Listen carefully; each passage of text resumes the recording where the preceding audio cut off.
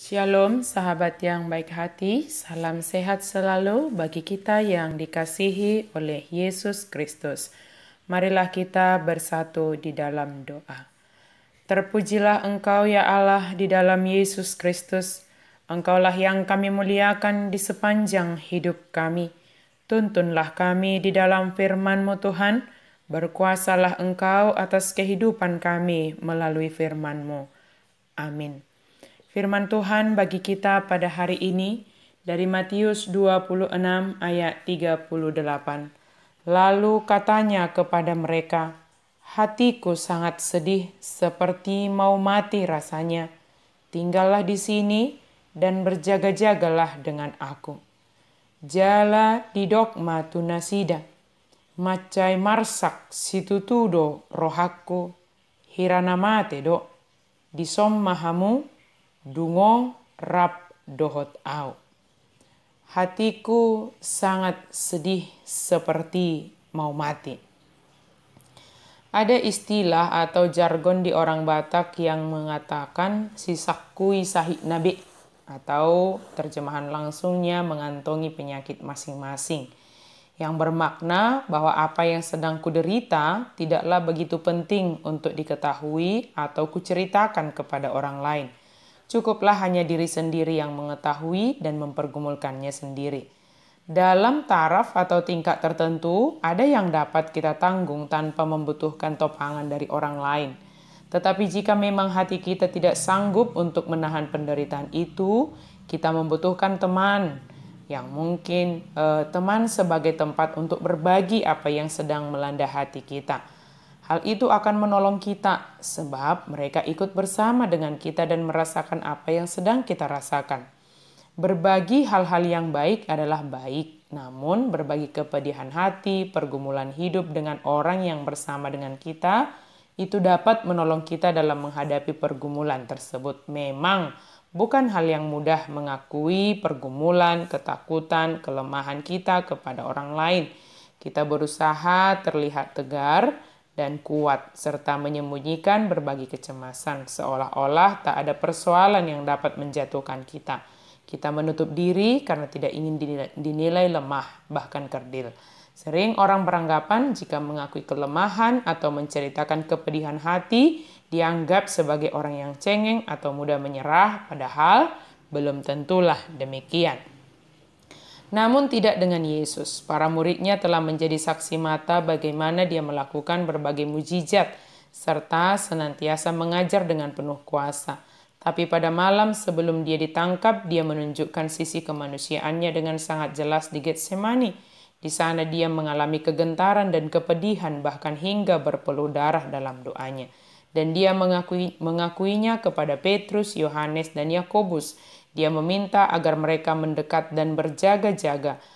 Yesus meminta supaya mereka tinggal dan berjaga-jaga dengan Yesus ketika Yesus berdoa. Murid-muridnya menyaksikan betapa dia bergumul menghadapi cawan penderitaan yang akan ditanggungnya. Tindakan Yesus ini menunjukkan bahwa sebagai manusia, mengalami ketakutan dan kesedihan itu sangat wajar. Memang kita tidak dianjurkan mengumbarkannya kepada semua orang, tetapi membaginya dengan orang-orang tertentu yang diharapkan dapat memahami keadaan kita. Yesus menganggap mereka bertiga adalah muridnya yang sudah mengerti, mengenal, dan memahaminya, sehingga Yesus menyampaikan apa yang dia rasakan saat itu ketika akan menghadapi penderitaan. Dengan mengatakan, tinggallah dan berjaga-jagalah bersama dengan Yesus yang akan menghadapi penderitaan tersebut. Tetapi para murid gagal memahami apa yang Yesus katakan. Mereka malah tertidur. Mereka ada di sana, namun mereka tidak berjaga-jaga. Setelah Yesus selesai berdoa, dia mendapati murid-muridnya tertidur. Yesus mengingatkan mereka untuk tetap berjaga-jaga. Dan Yesus pergi, kemudian berdoa. Dan kemudian Yesus mendapati mereka juga masih tertidur.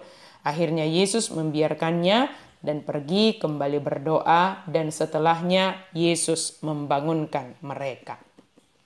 Jika dalam hal ini Yesus menyampaikan perasaannya kepada muridnya, sebab dia mengetahui apa yang akan dihadapinya. Yesus mengharapkan muridnya untuk tinggal dan berjaga-jaga.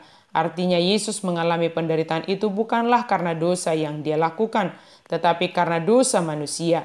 Yesus akan mengalami kematian demi menyelamatkan manusia. Dosa manusia membuat hati Yesus sangat sedih dan mau mati rasanya.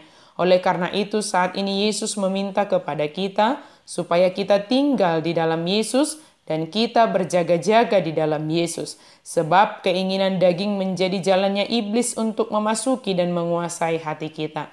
Tetapi ketika kita berjaga-jaga dan tidak dikuasai oleh keinginan daging, maka kita akan kuat dalam melawan setiap godaan-godaan yang tidak baik. Sahabat yang baik hati, dalam masa pasion ini, kita sedang merenungkan bagaimana Yesus mengalami penderitaan untuk menebus kita umat manusia.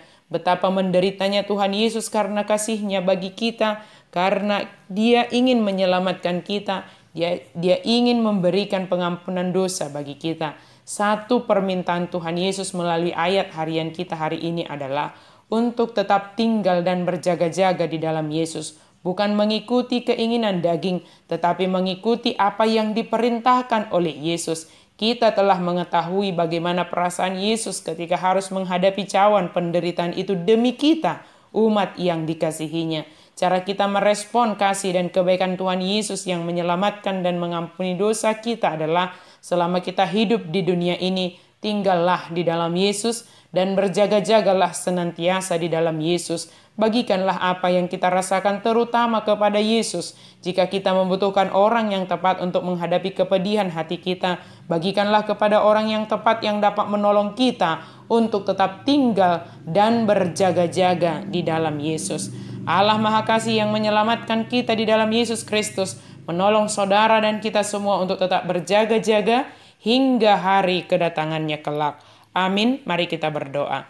Terima kasih Tuhan untuk firman-Mu. Biarlah kami tetap berada di dalam Yesus dan kami senantiasa berjaga-jaga di sepanjang perjalanan hidup kami. Kami tidak dininabobokan oleh keinginan daging kami, tetapi kami tetap setia melakukan apa yang diperintahkan oleh Yesus di dalam kehidupan kami hingga hari kedatangan-Mu kelak untuk menghakimi dunia ini. Amin.